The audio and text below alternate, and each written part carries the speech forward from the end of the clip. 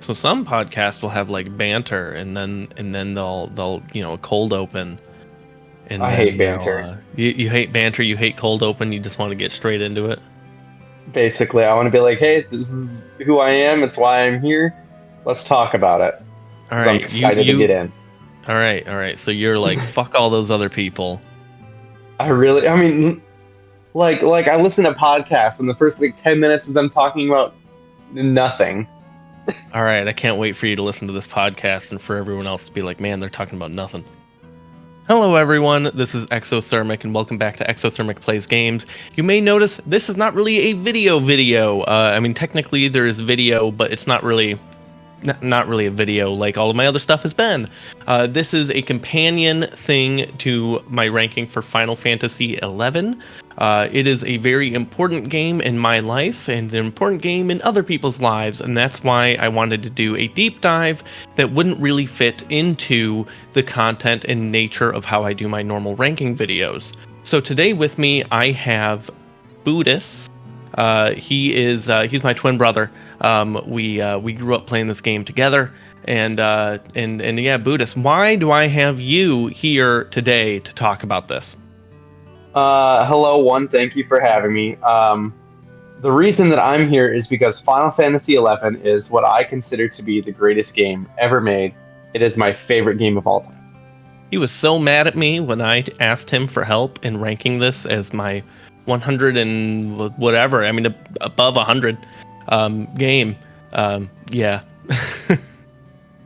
Yeah, not my favorite thing that you've ever done. It's fine. I'll forgive you in like 20 years. Oh, good. So we've already moved past the knife. All right, and we're not going to explain that for anyone. So, yeah. So it's your favorite game. We're gonna jump into that. But first, I do want to talk about how we started playing it.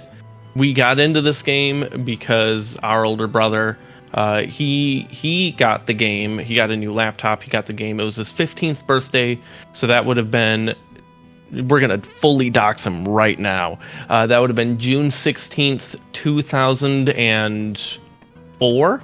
So what was that? I think that was about a year after the game's North American release. And then that coincided almost right up with the North American release. yeah, so I think a little less than a year. Yeah, and then the three of us all played together on one laptop. That he definitely could have just been like, no, screw you guys. This is my computer. I'm playing it. Get out. But he let us actually play it, which is cool. Yeah, and it was great. And of the three of us at the time, he definitely played the most. Sure, I mean it was his laptop. It stayed in his game. Over the life of this game, I've definitely played it way more than the two of you combined. Oh my god, so much. I mean, it helps that case that he and we stopped playing in 2006-ish, and you play today. So I guess give a brief timeline, because you didn't play the entire time. You kind of stopped. I'm trying to think. Did you stop playing at the same time we switched to WoW? Or did you keep playing for a little bit? Yes, and then at some point in high school, I came back in. Okay. And then I stopped again. Many starts and stops. Mm-hmm. But you've been, I mean, you're still kind of on and off again as far as how much you play. But you've been dabbling back and forth for the last few years at least, I think? Yeah. So I stopped, like you said, in around 2006, and then I came back in maybe 2009 or 2010, and really got into a whole bunch of stuff with it. There's the base game, there's Rise of the Zillert, which is when it was released in North America. Chains of Promethea is another expansion that's generally where a lot of people... Promethea. Oh, I've been so wrong this whole time. Anyways, or Promethea, depending on who you are. Okay. And a lot of people consider that to be the peak. That's around 2005. And then Treasures of Oth Urgan introduced some really interesting jobs. It was the last completely finished expansion at the level 75 cap. Wings of the Goddess was released in, I believe, 2008. And at some point in there, they started releasing these sort of mini expansions during Wings of the Goddess, called it was the Abyssia add-ons, and there was 3 of them, and each one of them raised the level cap so that eventually it was at I believe at the end of that it was at 95. So And that was all throughout Wings of the Goddess. Okay, so I do want to touch on. Yeah. I do want to touch on the level cap idea. Most MMOs, they release a thing and then they release an expansion, and that adds a whole bunch of new content, but that also increases the level cap so that character progression can keep going, and you keep feeling like you're getting stronger. For a lot of its life, at least for a while, Final Fantasy XI didn't do that. I mean, we talked about Rise of Zilart, Chains of Promethea, Treasures of Vat Argon. Those were 3 major box expansions that did not increase the level cap, but still kept adding content. So I know that's one of your favorite things about the game. Yes. Is the not horizontal progression. Horizontal. There we go. The horizontal progression. Yes, the idea where you work really hard to get, say, a piece of gear, and then that piece of gear is relevant for years, or sometimes there's like right now the in retail where the maximum level is 99, and they even have item level gear. Eye level 119 is where they're at. So much stronger than anything back in the day. Right now, the best weapon, arguably, is still the Kraken Club, which was a level not even 75, I don't think, club that could attack up to 8 times. It is still, for certain jobs, it is the best weapon in the game. So the idea that this thing from like 6 expansions ago could still compete today, I remember you spent very much a thing. I remember you spent like a year, like you spent most of 2005 farming to try to get Kraken Club, and I don't think you ever got it. No, right? Definitely not. No, okay. So I mean, I wouldn't have been. Well, I was playing monk then predominantly, so I never quite got to the point where I would necessarily need a Kraken Club as a monk, because it was mostly a gimmick thing for that job. But also it's if you're lucky, you can attempt to fight the thing that drops it, a couple of times a month, and it has a 0.1% drop rate, 1 in 1,000 or so. So the odds are pretty low. That's crazy. So, but you can sell it, and so right now on retail, for example, in the current modern day game, it sells for between 800 and 900 million gil, and the cap of how much gil you can have is 1 billion. So you have to basically have the currency cap in order to buy it. Yes. So I have a question for that. Let's say you sell one and you get all that money, but like you don't have enough room in your currency cap. What happens to the rest? So there is also now a thing where there's a gil repository sort of thing where you can store up to, I believe, another 1 billion gil. So you would throw all your money in there first. You would throw your money into that first, and then take the money out of your because you wouldn't get the money until you claim it before you would go and sell it to someone in your bazaar or whatever. I can't even imagine selling a 900 million gil item in a bazaar. So bazaars. I think I touched on this in the video, but in the ranking video, the economy for Final Fantasy XI is really interesting, in that it's kind of a multi-system economy. You can do the auction house, or you can sell things on a bazaar, which is just standing in a city and people going out of their way to inspect you and see what you have for sale. I know you've done quite a bit of bazaring.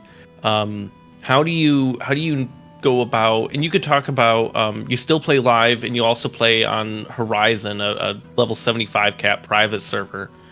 How you handle economy management in this game, because I know you also quite like the economy. Yeah, the economy in this game and what it's built around is really one of the best things about it. Other than the way that combat functions, I think it's my favorite thing.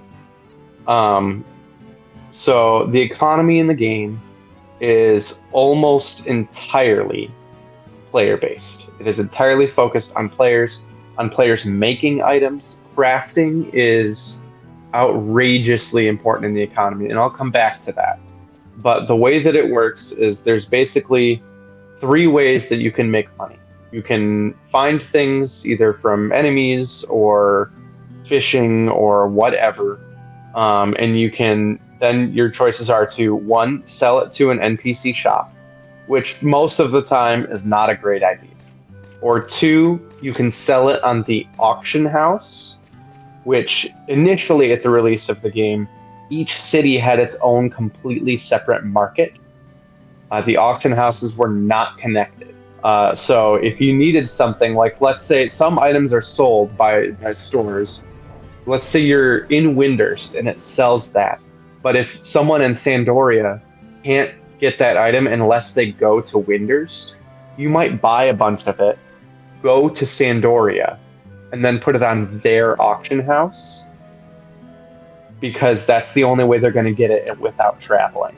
And traveling in this game Traveling's a big deal. Yes. Even less now in retail, modern day retail, than it was, but definitely it is an issue. So that was a thing. But now, go ahead. Mm-hmm. So at some point, pretty early on, they connected all of the auction houses, so that wasn't really a thing anymore. So you could sell things on the auction house. When you do, and this is one of the ways that they take money out of the economy. When you do, the auction house takes a cut when you list it. It's a percentage of what you're listing it for. So those huge ticket items, like a Kraken Club, usually were not going to be listed on the auction house, because you'd have to put in like millions of gil that you would just lose. So instead, what you could do, you could either just trade it to someone for money during doing a manual transaction, or in the safer way to do it, because there was ways to rip people off by doing the trade way, you could put it in your bazaar. So you have it in your inventory, you go and you set it for sale in your bazaar, and you set the price. When someone inspects you, there's a button to look at your bazaar, and they can see what goods you're selling.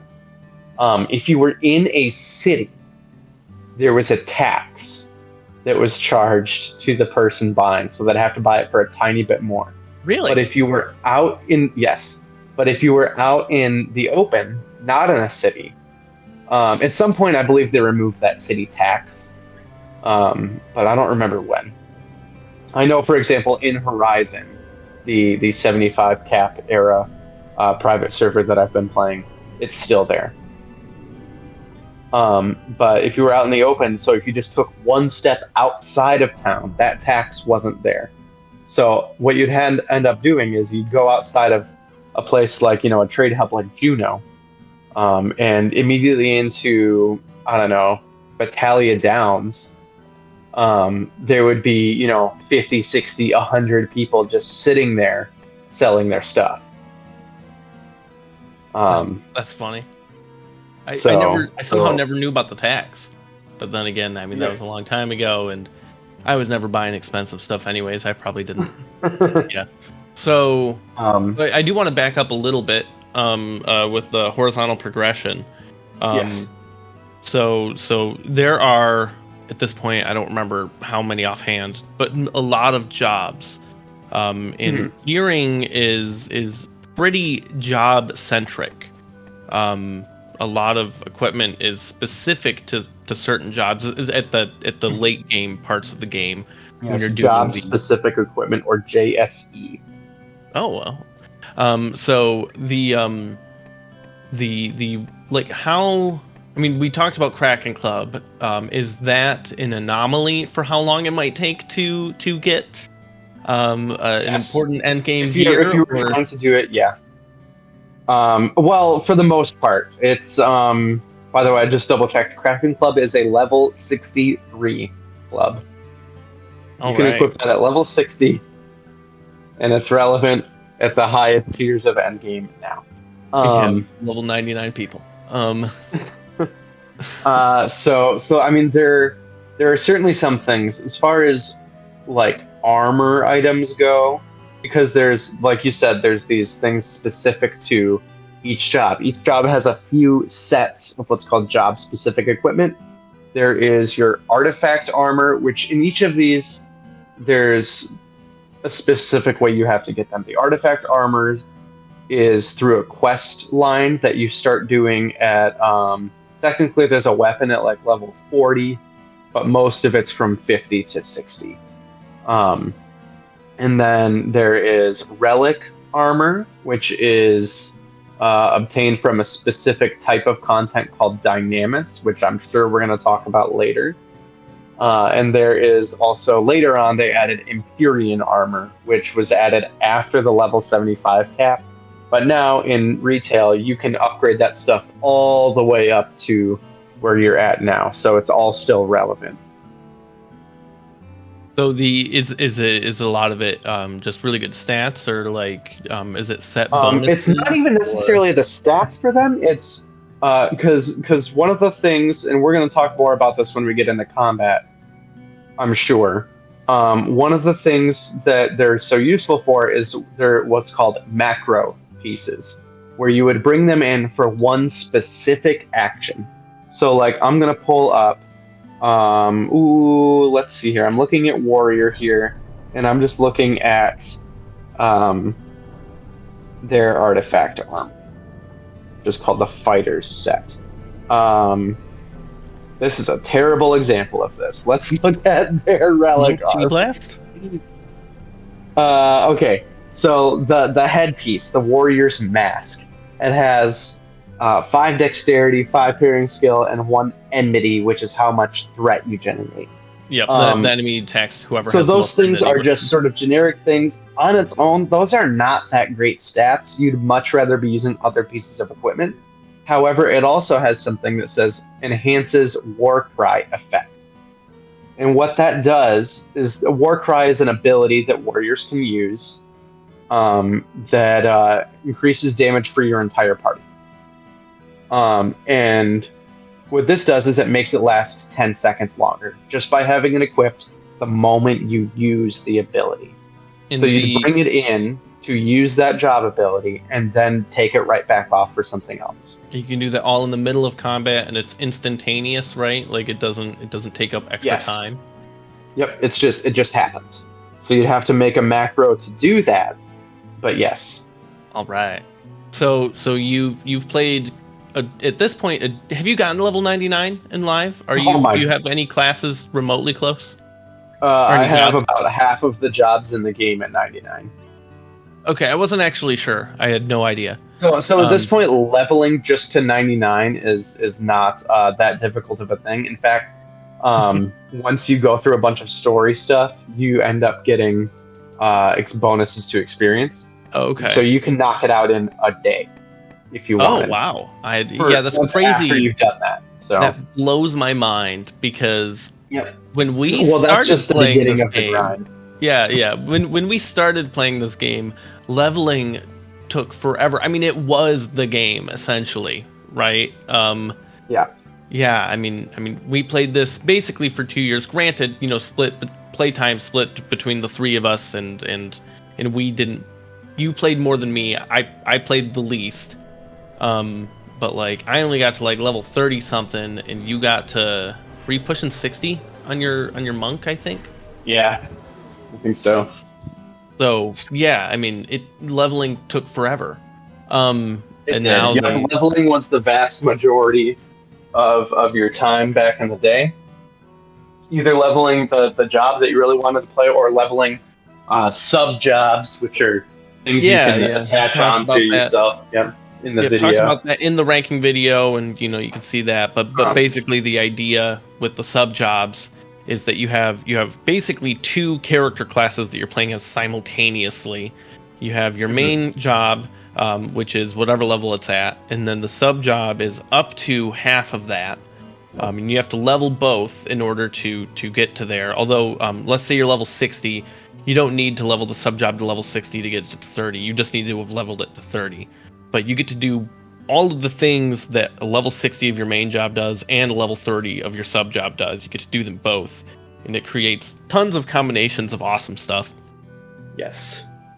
Yeah, so I have a lot of 99s, but then you also start gaining what's called job points, which is a bit of a grind, and you unlock various things at certain tiers. You need to get 2,100 job points to master your job, which is definitely a grind. It's a lot. Yes, it's just a lot. Like, so for example, in retail, the job I play most is Red Mage. And I get at certain tiers you can unlock you can equip better gear. So there are some pieces of gear that require you to have a certain amount of points. It also gives me one more tier of black magic nukes, so like Fire 5, Blizzard 5, Arrow 5, blah blah blah blah. It gives me a higher tier of some debuffs, and that's at 550 points. At 1,200 points, there's two really important spells that Red Mage gets. One of them is Refresh 3. Refresh is one of the most important spells ever made in the game. Red Mage, right? It used to be the reason to play Red Mage. Yep. Yeah, they've diversified things a little bit since then, but it's still the best form of MP recovery that anyone can get. And if you watch the video today, you'll probably notice that MP recovery is really important. Yeah, it's very slow. The experience party that I played in for this did not have it. Yep. And then there's another thing called Temper 2, which Temper is an old Final Fantasy spell from the very first Final Fantasy that lets you, it makes you attack twice. And this one, Temper 2, gives you essentially a huge chunk of triple attack, the ability to hit 3 times anytime you hit. So out of curiosity now, so Kraken Club lets you hit 8 times, and then if you have Temper 2, do you hit 24 times? I don't think it's okay if you don't know. I'm not 100% sure. I don't believe those two things stack that way. Okay. Yeah, I think there's a cap, actually, like a hard cap coded into how many attacks you probably can actually have in an attack round. Send at a time.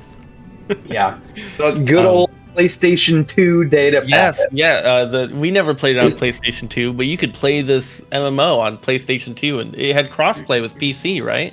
It was all together. It was one of the first to do it. I don't think it was the first. I believe that may actually have been another game that we've played in the past, which was Phantasy Star Online. Oh, no, this came out before the Phantasy Star Online we played, episode 1 and 2. I don't know if there was a different one before that might have done it. At least it came out in Japan before. Phantasy Star Online came out in 2000. Oh, the first one? Yep. Okay. Cool. Yeah. Oh, it was on the Dreamcast. Could you actually do... Huh. So obviously you've played a good amount of the live servers, having a bunch of level 99 classes, and I mean, between Horizon and when it was considered the live version of the game, you've played a pretty good amount of the level 75 cap era. Do you think you have a preference between the two, or is it just different experiences for different times?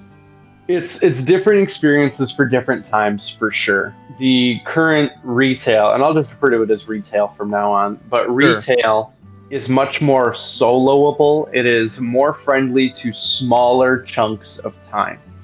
There are a lot of huge differences. One, traveling is almost a non-issue in retail. You can warp from any home point to another, which means you can travel instantaneously to most regions of the world. Well, So that's there's something that they that. put into Final Fantasy 14 as well. Do you know, did Yes. they, I mean, I do want to just quick touch on this, the fact that they are still developing for 11 while also 14 has been out for like a decade. Yes, and they have consolidated the teams now. It's one team actually that does both. Oh, okay. I actually didn't know it was Yeah. one team. Do you think do you know, did they do it in 14 first and then brought it back to 11 because people liked it, or? I think they did. Okay. I think that's something they actually ended up reverse engineering from 14. I'm sure there's a lot of quality of life type stuff they reverse Yeah. engineered. So then there's these. They also have the leveling experience is much smoother, and any kind of doing content on your own is much smoother in retail because you have what's called trusts, which are NPC party members that you can summon. You have to collect these trusts. You don't just get them whenever. Some of them are unlocked for doing various missions. Some of them are unlocked for doing various quests. Those are two different things. Some of them are unlocked just by talking to different people. So there's lots and lots of ways to. I think there's over 100 trusts now, Oh wow, and you can that's so many summon. more than I thought. Yep, you can summon. It starts with you can summon I think 3, and then as you progress through story content, it unlocks. You can have a full party of 6, including yourself. So you can summon 5 trusts. Yeah, a full party is 6 in this game. Let's talk about party content. So the bulk of, although obviously it sounds like on retail it doesn't have to be now, but in my experience and throughout the history of the game, the bulk of the content is experienced through parties. Party So, content for me is a reason to prefer something like Horizon. Retail is much smoother gameplay.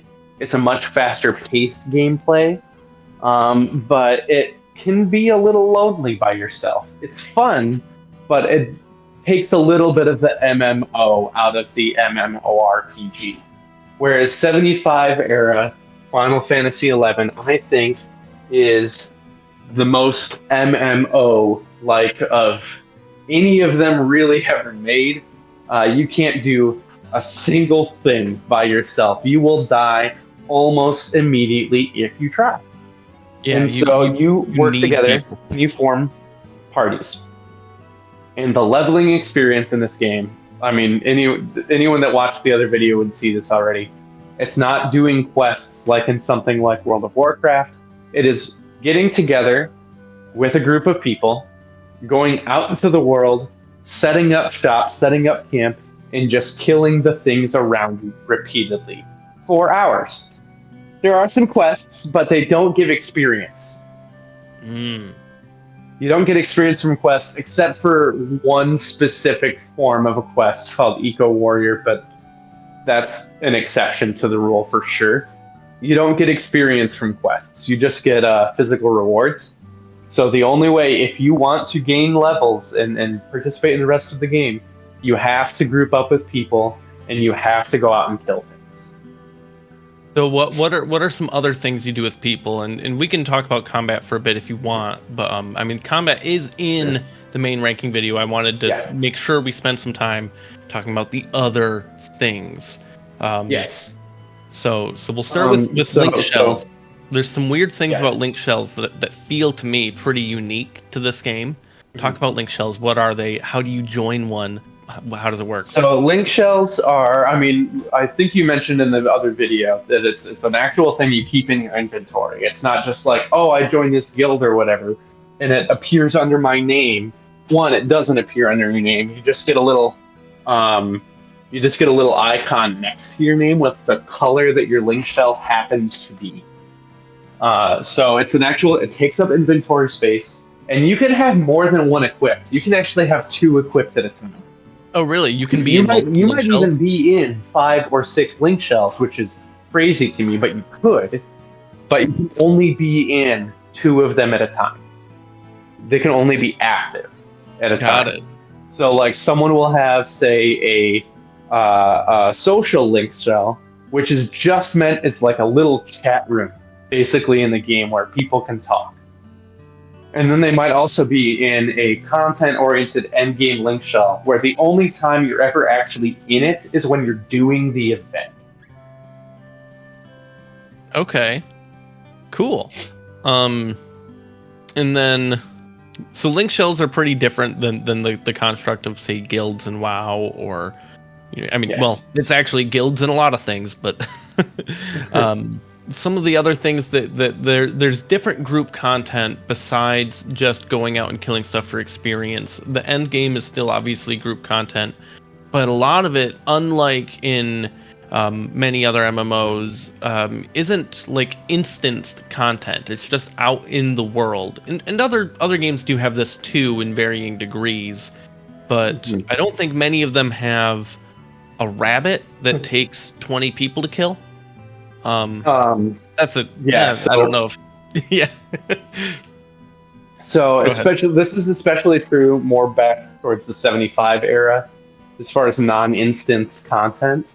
Because at the 75 era, the only things that were ever instanced were certain mission fights and the majority of what are called BCNMs, or Burning Circle Notorious Monsters, which is a thing where you have this sort of almost like a currency that drops from various level enemies, and then you turn that currency in for an orb, and then you submit the orb to the Burning Circle, and then you can enter it.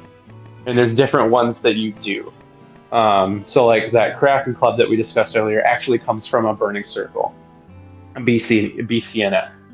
Just about everything else in the entire game at 75 Cat was open world. So you would have things called HNMs, which are hyper notorious monsters, which are basically big bosses.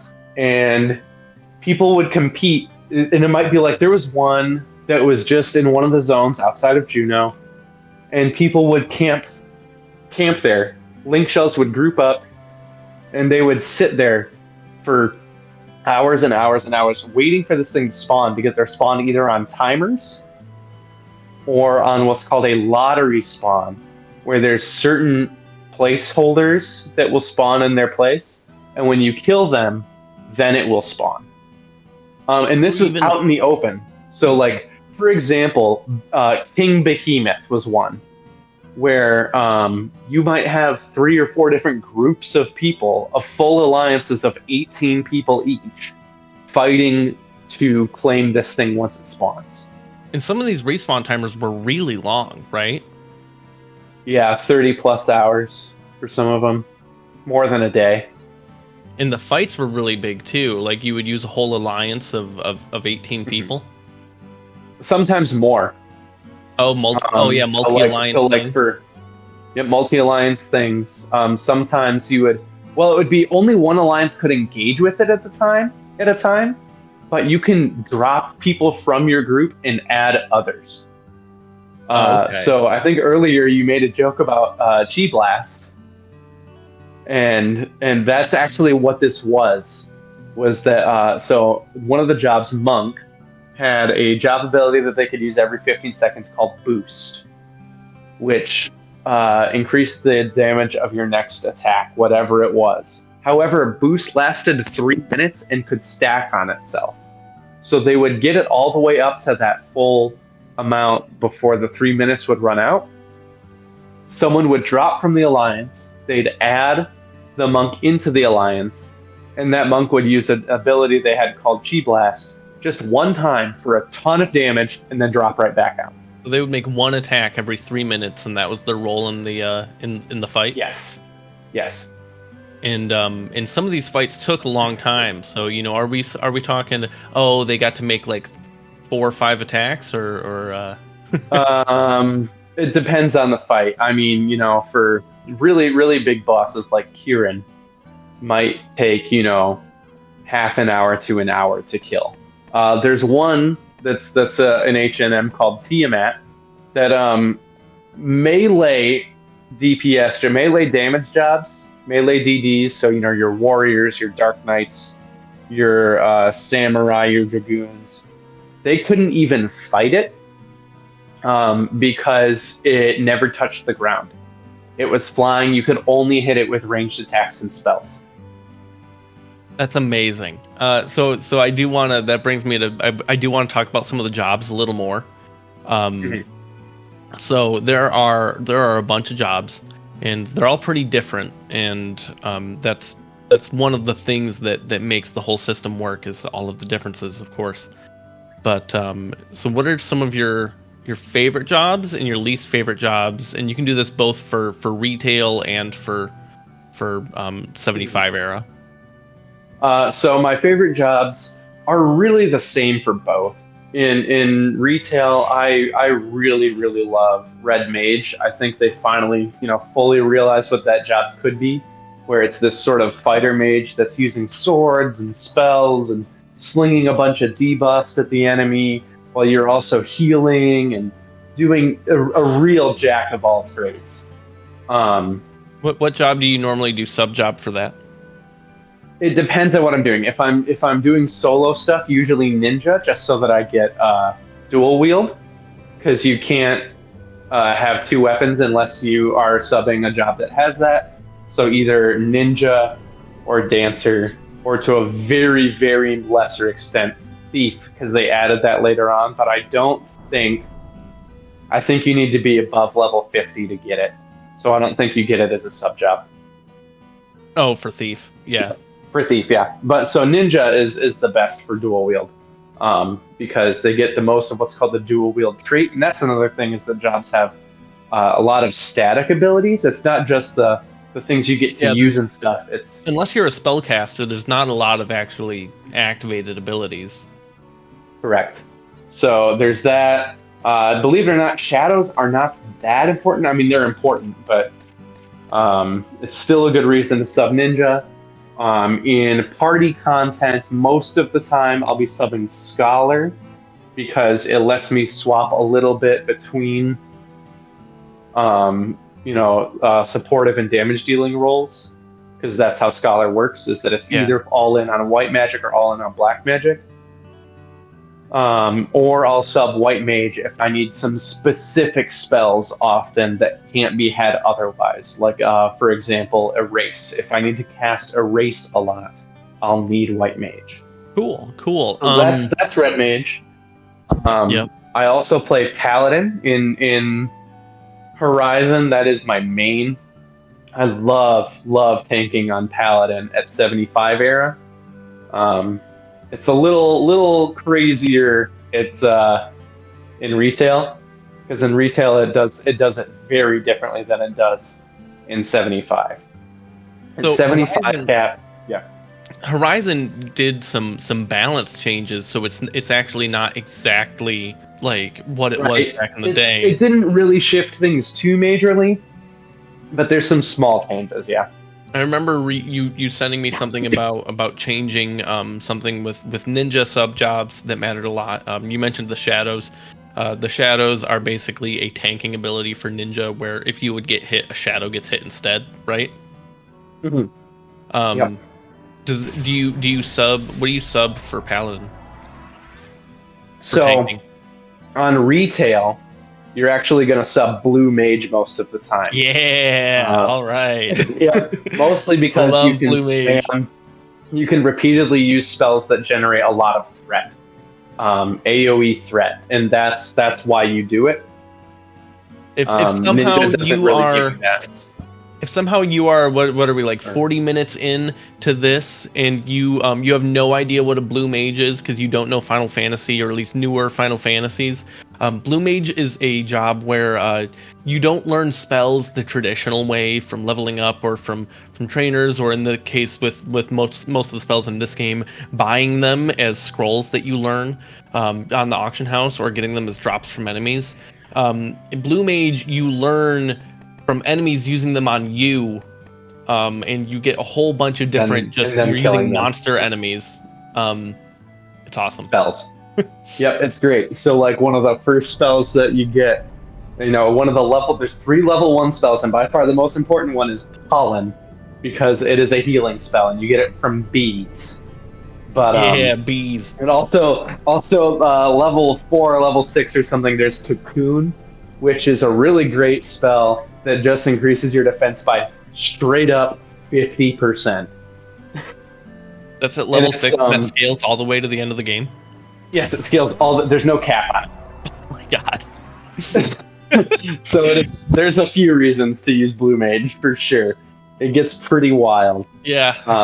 And even then, I'll talk about Blue Mage in a second, because that's the other job I really love. Okay. But so that's what Paladin does there. In 75 era, there's really 2 ways to go. You can either sub Warrior, essentially for one reason and one reason only, and that is the job ability Provoke, which is just a massive spike of enmity, of threat, of hate, every 30 seconds. So it's a really good, hey, you're staying right here, you're not moving, and that's what it's used for.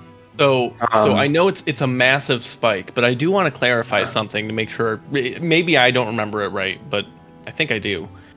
If in comparison to, for example, World of Warcraft, where a warrior using taunt automatically puts them at the top of the threat meter, no matter how much the person in second had, and then keeps you there for at least a little bit, even if some people would numerically cast one threat. Yeah, this doesn't guarantee it. So you might do it, and someone else might be so much higher.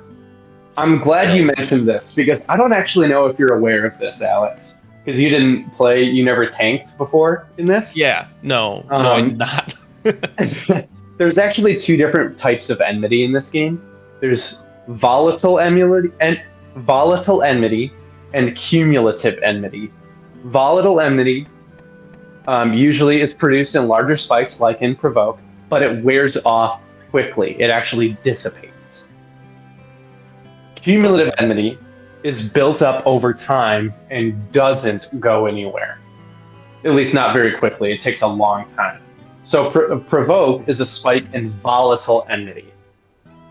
So it's at low levels, it's basically taunt. It's just going to get whatever is there right at you. But it wears off. Paladin has other abilities that generate a lot of cumulative enmity. So like abilities like Sentinel generates a ton of cumulative enmity, and also makes it so you can't lose. It doesn't decay. Enmity doesn't decay while it's active. Okay.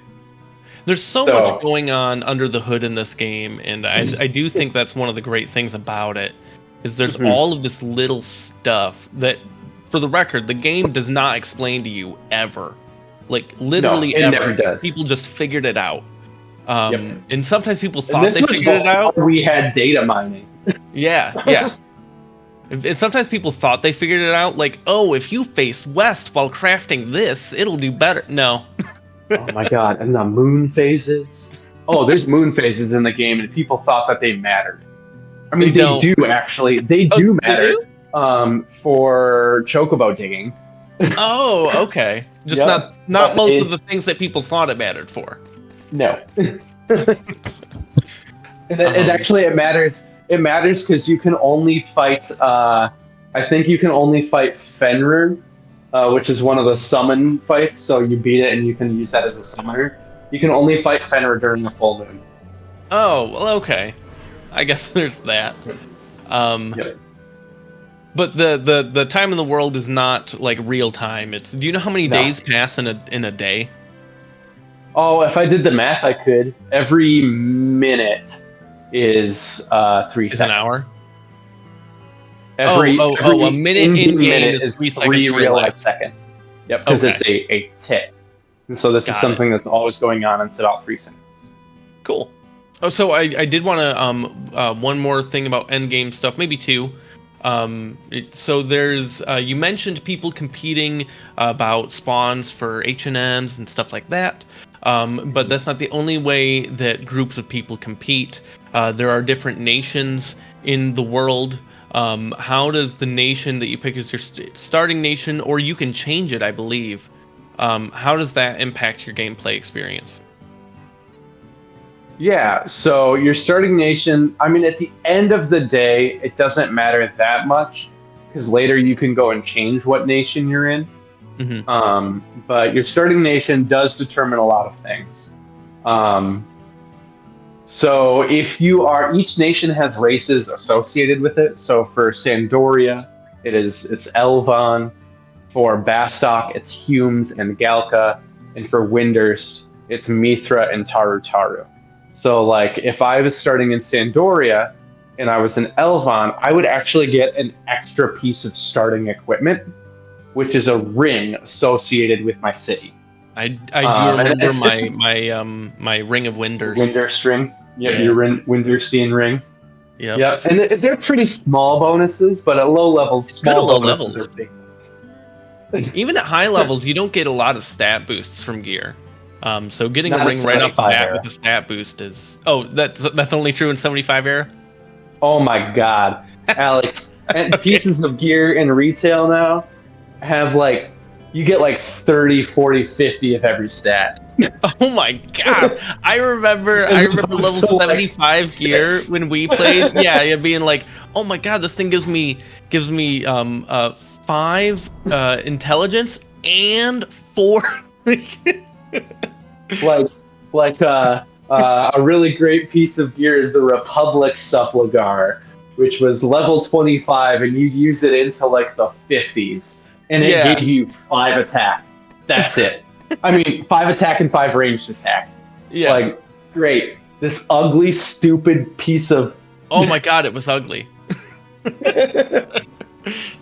So you have your nation, and you go through your nation's missions. And as you rank up in your nation, you can get all the way up to rank 10 when you finish all of the missions for your nation, which is going to take a while.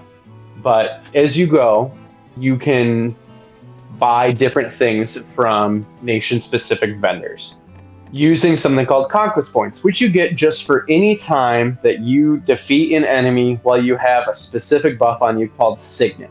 Never leave town without Signet. Don't do it. If you decide this game is weird and complicated, and I want to try it even through these two people's ADHD-addled conversation, don't leave town without Signet.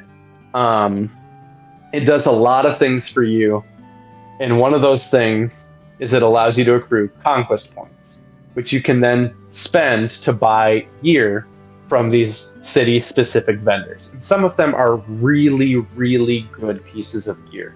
It also allows you to do various things. And also, I mentioned conquest points. This is because the nations are competing against each other to have control of the world. So it's not just like in World of Warcraft, like, oh, this is a horde area, and this is an alliance area, and this one is contested. No, it's always contested, and sometimes actually nations won't own them at all if like the monsters there are just kicking everyone's butts. It will be controlled by the Beastmen, and each region. Fourth faction. You have the secret fourth faction. Each region has vendors associated with it, and there's one for every region and every city. So, like, if I'm in Sandoria, the one right outside my doorstep is Ronfair. And that region, most of the time, is going to be controlled by Sandoria. So the vendor for that in Sandoria is going to be selling goods from that region because their country has control of it. However, if you're in Winders, you can't buy those things, right? If the Beastmen control it, no one can buy those things.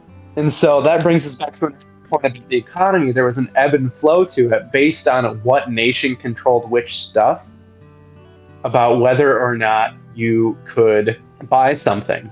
When I was recording for the other video, I made a little video with crafting, because crafting is hugely important. It's what this entire economy is centered around, is crafted gear and consumables. The thing that I originally was going to make, I couldn't make because the Beastmen controlled the lower El Shimo Yes, yes. And so I needed to get ogre pumpkins in order to make these jack-o'-lanterns, and I couldn't because I couldn't buy them from anywhere, and there weren't any on the auction house.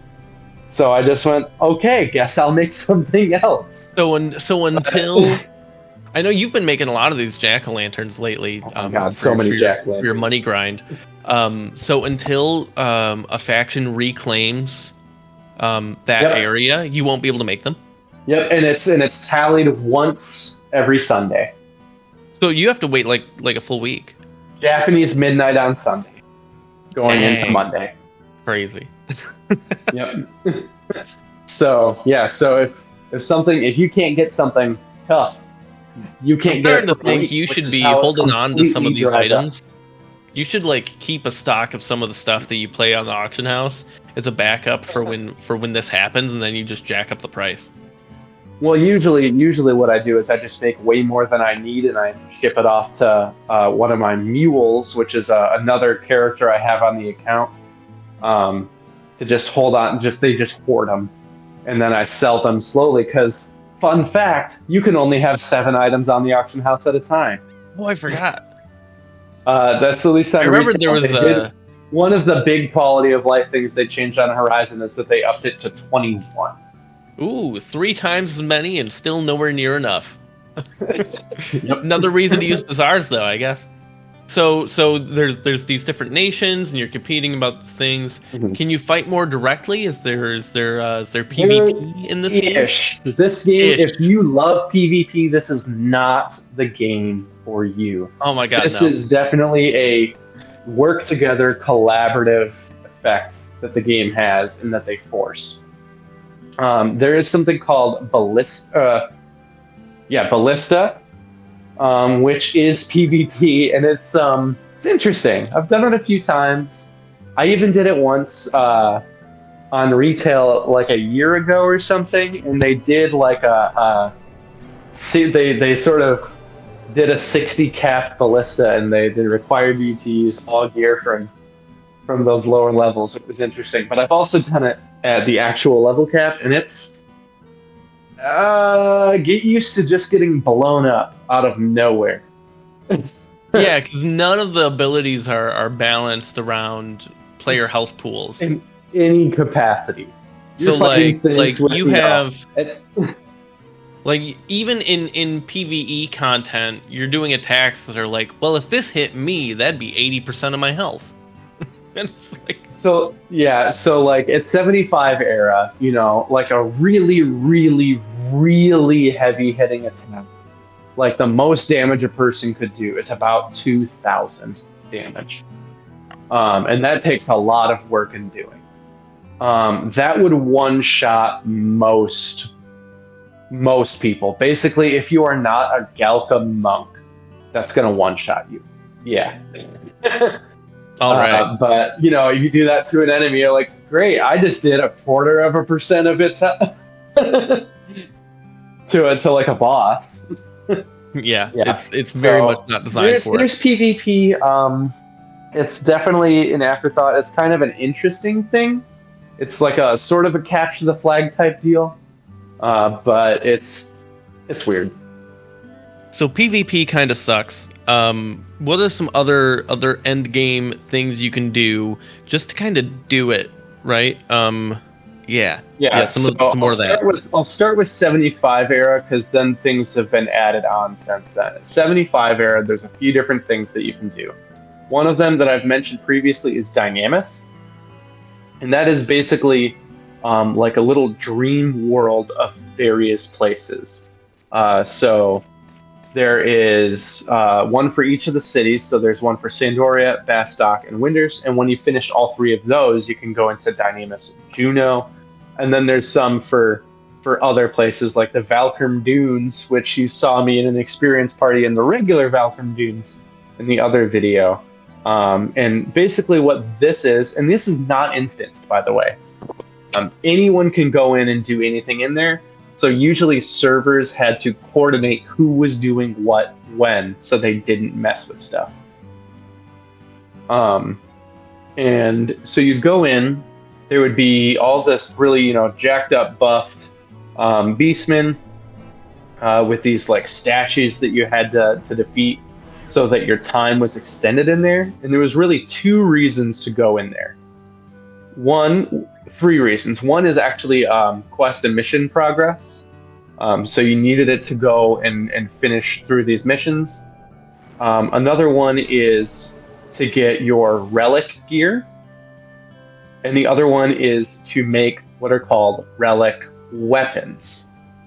These ultimate weapons are the hardest thing to do in the game, and they take a lot of time. So, for example, for Paladin, it has a shield called Aegis, which just at level 75 era, it blocked really well because it had its own special sort of hidden block stat. And it also cut like 30%, 25% maybe of all magic damage taken, which in this game is a huge chunk. Huge chunk. That would make some things not survivable suddenly survivable. But you might take doing this once a week because you're on a weekly lockout. You might take 6 months to a year to make this one item. So that's Dynamis. That's really the goal just for Dynamis. One job, right? For one job, yep. So you better really be dedicated. That's Dynamis, basically making these ultimate weapons. And there's others that they've added over the course of time. There's also, the H&Ms that I had mentioned. There's various mission fights which give you some of the best equipment in the game. Lots of stuff like that. So that's mostly what you're doing is Dynamis and open world bosses. That's most of the 75 era experience. As you got further on, they've added a bunch of things. One, they've upgraded certain things. Like there's a level capped version of Dynamis called Dynamis Divergence. There's also, which is very similar, just much harder and higher level. There's also something called Omen, where you go through these various floors and you have randomly generated objectives on each floor that you have to accomplish with various bosses. And the final boss of that actually requires you to have already gone through the entire thing 5 times, defeating each of the other bosses just to spawn the final boss. So you need to have finished this 6 times before you can even, or 5 times before you can even attempt the actual final Omen boss. And if you fail, well, see you in another 5 tries. Because the items that you get are consumed just by trying to fight the boss. So that's a whole thing. There's also Odyssey, which is a whole lot. There's a few different versions of it, and the first three, so there's Shield A, Shield B, and Shield C. Those are basically so that you can gather this currency to attempt fighting these special Odyssey bosses. And those, you use these to upgrade a bunch of equipment. There's a whole lot you do in there. This is one of the major grinds in modern day retail endgame is Odyssey. You could spend, and you can go in there every day. You might only be in there for 20 minutes a day, but you're going to need to do it every day for a long time to get all the stuff that you need. And then there's Ambuscade, which is a bit more new player friendly. There's various difficulty tiers of this. Same thing with some other battlefields they have, where there's different difficulty tiers, and the rewards scale with how difficult you've set the fight for yourself. And this one just gives you a currency reward. You get hallmarks and you get gallantry.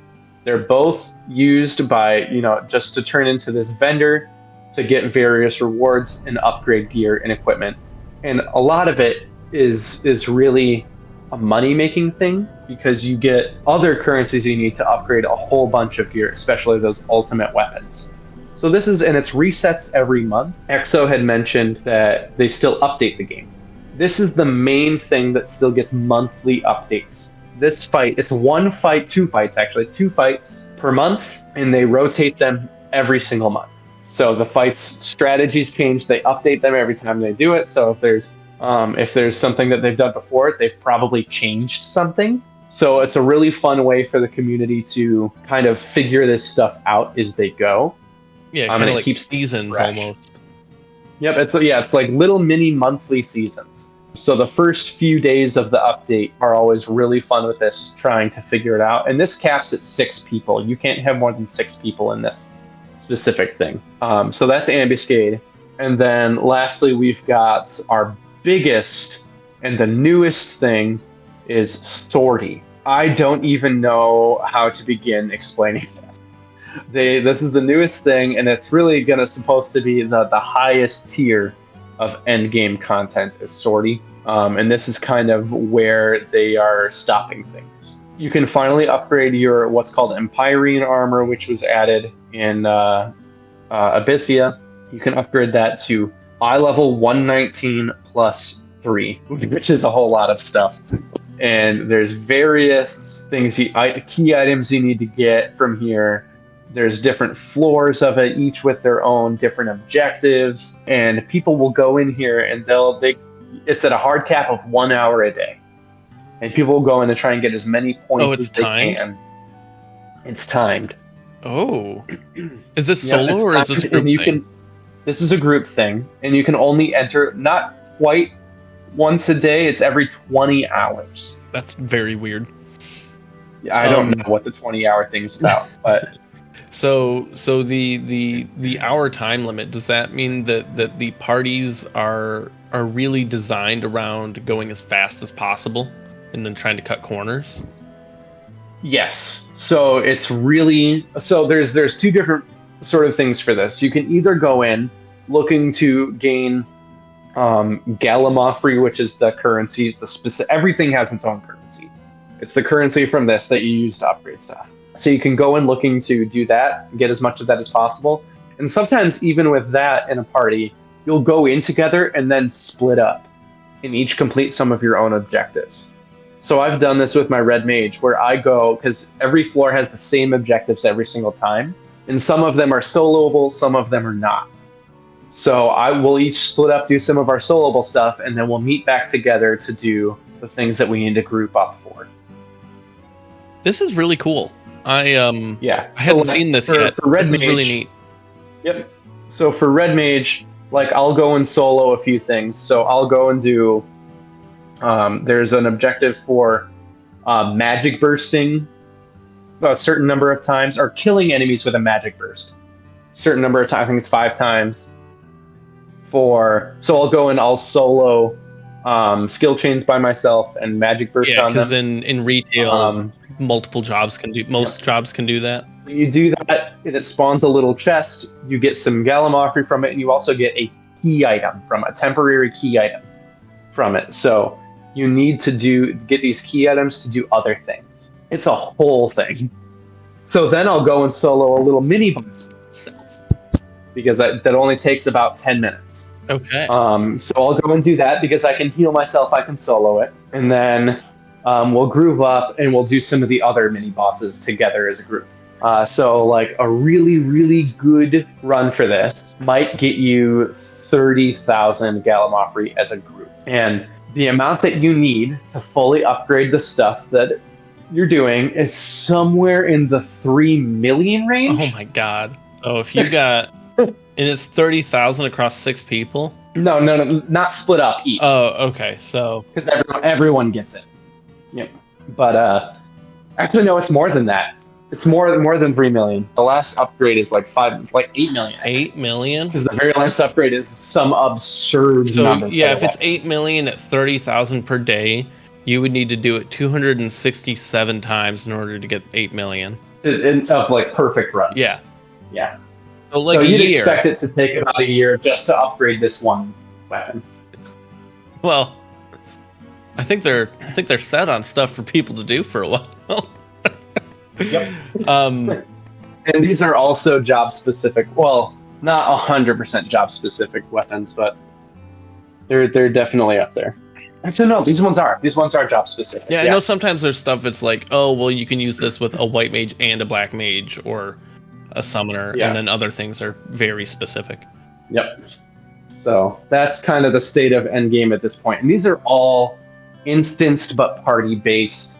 You know, I'm not gonna lie. You can Hearing solo about this some of thing it. and also how easy it's become to level up has me kind of wanting to try retail for this game for the first time in almost 20 Next years. year. But not this year. You're right, not this year. I'd be happy to play with you and do whatever. So I guess anything else you wanted to cover in specificity, or do we want to move on to an unpaid sales pitch? Yes, I would like to move on to an unpaid sales pitch. Okay, all right, Buddhist. Obviously, if people are still here, they've listened to all of the things you can do, but really, like, to condense it down, what are the big things that make you love this game more than any other game, and why should everyone else love it too? I'm going to answer this. I'm going to give two different answers for this. One for each of the versions of the game that I play, because I consider them almost to be two different games. So for 75 era, private servers like Horizon XI, it is about the people.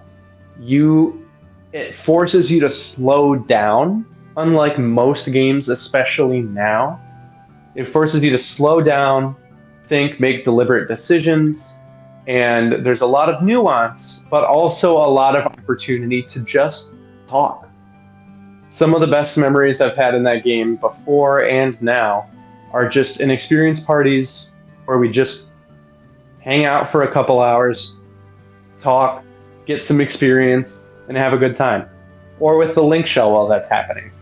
And it's really, really great. It's about the people. It's the camaraderie. People will go out of their way to help you because you can't do anything alone. It forces you to be with people.